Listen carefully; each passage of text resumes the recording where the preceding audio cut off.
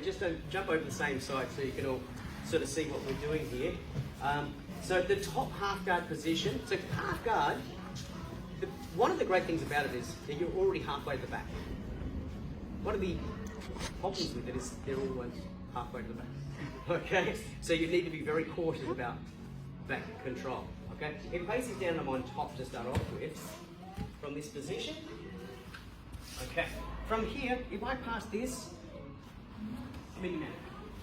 alright, so that's generally what I'm looking for.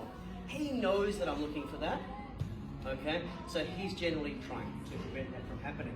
One of the opportunities this can present to us is if I can control this arm over here, it puts me into a position where I can spin into a knee bar, okay, so going to the opposite side. Generally speaking from here, what you're doing is you're trying to keep this shoulder flat on the ground. So this hip and this shoulder is flat. If I can keep those on the ground, he's flat. That takes away his opportunity to take my back. I'm always looking to get on the side, get this shoulder off the ground when I'm on the bottom. Okay? So from here, we try to keep him flat.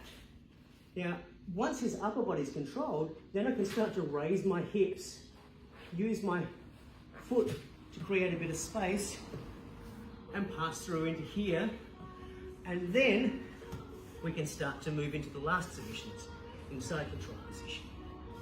Okay? But when I'm trying to move past him, if he's fighting me too hard, okay, then what we want to try to do is get some control over this side here, spin around and start to look for the leg locks over here. Okay, that's one of the things that we've got open to us there. It's all I'm going to go through at the moment because it's only a very small part of today's lesson, right? On the ground, when I'm on the bottom, like I said, I don't want this shoulder on the ground ever. Okay? And I don't want him passing through into either the side control or back positions. So I'm trying to hook this foot here over the top and often the toes around the shin over here to stop him just being able to kick out and move past that leg. Okay? We can reinforce by using the other foot. We can even do the lockdown or escorpion position as well to try to control that leg to prevent him from being able to pass through. Lots of different options. You can, if you've got enough space, you can use the knee shield. Okay, and if you do that, make sure that you're using the toes to hook into him over here. That forces him to go around in one direction. We know which direction he's going to go into, so we can prepare for that and get ready to use that movement. Yeah. From this position, I don't want to have the shoulder flat on the ground. So I want to control that bicep, and I want to put this hand over and control over here to create some space. Then from here, I want to swing this one underneath, and I want to just minimize my body so I can come around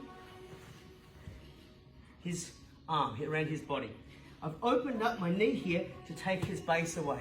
And there's my entry point to his back. If I can't go to his back, and the normal reason why I can't go to his back is because I can't get an underhook, so he gets my arm trapped over here. If I can't get his underhook, I can't take the back. If I can get the underhook, he can prevent me from taking his back by whizzering. Now I can't get to his back anymore. If that's the case, instead of continuing to fight to the back, we're going to sweep him. So the first option is to go to the back. If he prevents it, we're going to look for the sweep. The sweeps we're going to look for is first of all from here. Okay, if he is not letting me get the underhook over here, I want to try to get him to put that arm out to stop himself from falling. So I bring my feet up on the outside and I turn my knees to the outside. If he does nothing, there's the sweep. If he uses his hand to post, there's the back, with a little headbutt thrown in accidentally. Okay, if that doesn't work for whatever reason, then we move from the John Wayne sweep to to the, I can't remember the name of the sweep. Windmill sweep. Okay, so here I'm going to chop down and chop up, pushing off this foot. And now I'm in the top position and I start to look for the pass. Okay? If that sweep doesn't work, it's not going to work because he's posted out. So once again, we use that as our opportunity to try to move the underhook.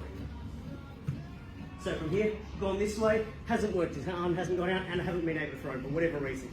So I try to go in the other direction. First one swept, and this time he's going to post. If he posts from here, it gives me enough space to come in. But you'll notice that the way I've done it this time is I bring this in deep, and I put my chest down to the ground, and then come underneath.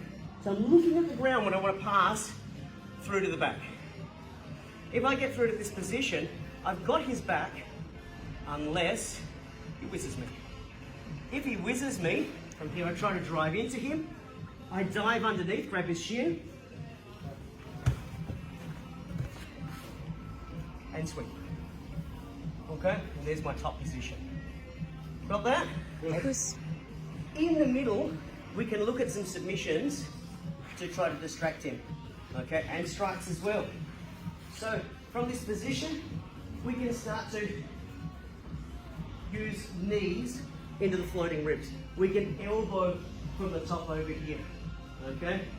We can, so there's some of the main strikes that we're going to use from this position, or even from here, back elbows as well. Okay, in terms of submissions from here, if we can get underneath it this way, then there's a great calf crush over here that we can use for the duck's nuts, where our shin goes directly over his calf muscle, put both hands on it and just wrench it backwards until he just starts screaming in pain. But it requires that I get on the outside. If we put it on the other side, then we can start to look for that Kimura Udegarami from this position. Okay? There are other things that you can go for, but they're the prime ones. You also might want to look for chokes, loop chokes in particular, even if as he's passing through, as he passes through, manages to get past my he gets through, we can still already be looking for the choke. Okay? Yes. So we're always looking for the back. To get the back, we need the underhook. We can't have our shoulder on the ground. We're going to look for the underhook, go to the back. If he blocks the back, what do we go to next? The sweep. The sweep.